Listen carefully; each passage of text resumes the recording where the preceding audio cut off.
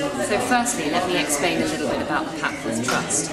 They seek to help people with disabilities access the needs that they have and also be able to access the property that they require or to access jobs. And one of the key things that we found out today was that the Welfare to Work scheme has actually benefited people at the Papworth Trust, and so that's been applauded as a good idea by the Papworth Trust, and that's great to know. It means that we've managed to get something right in government. The key thing that we learned today is that the ideas are often in the room.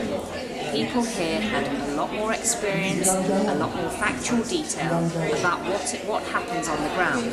And we have seen that through the implementation of policy, it might be a policy put in process by central government, legislated upon by Parliament, and then as that policy trickles down to a local level, we've seen how people can be disadvantaged.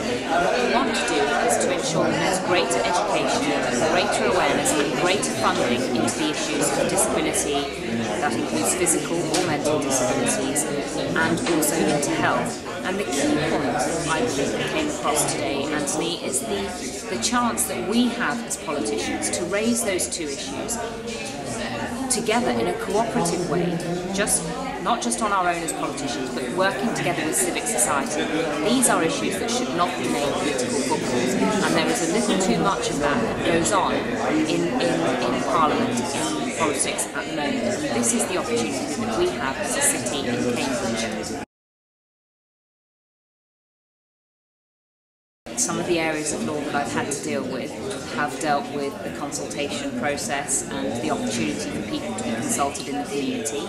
I've dealt with people who are on benefits and not being able to have proper access to justice or access to other needs that they require. You also have to go through a process of training in terms of welfare benefits advice that clients might need. Now, I'm not a qualified welfare benefits advisor, but I've had a little bit of training in terms of that, and I've had to look at legislation and protect my clients' interests in terms of the benefits that they have sought and managed to obtain, and sometimes in the benefits that they're seeking to obtain. And this is where we really need to work in partnership.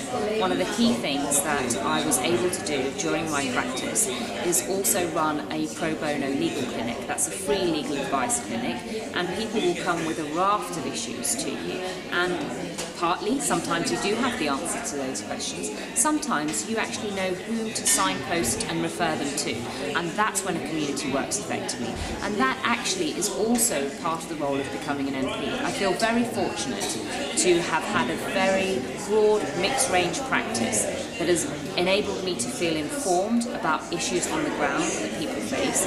It's real-life experience through hearing from clients the challenges that they face.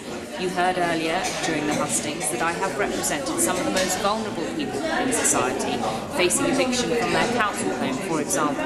So these are challenging issues, and I believe that I have the qualities, the knowledge and the experience to be able to go to Parliament and articulate these on behalf of those I represent.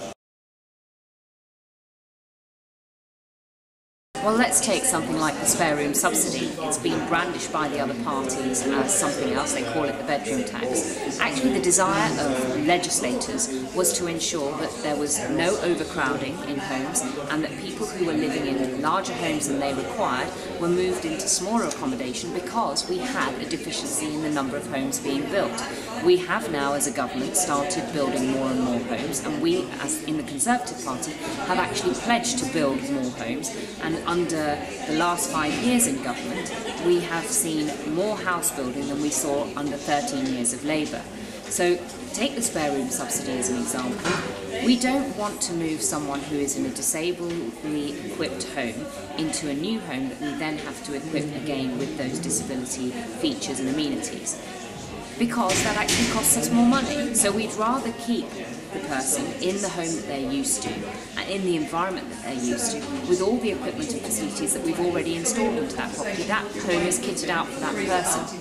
So this is where we need to be smart in terms of our legislation. Parliament has this great scrutiny body, which is the second chamber, the House of Lords, and it looks at legislation, and I think that is an area where we could have tightened the legislation on spare room subsidy to stop the vulnerable from being targeted by local authorities. One of the things that this government was able to do when they realised that disabled people in certain city councils and borough councils were being marginalised as a result of the spare room subsidy was to put more emergency funding into those local authorities so that they could stop moving vulnerable people, but actually look at the challenges of moving those people who could move to a different home, who are able-bodied, who are living in a home that's larger than required.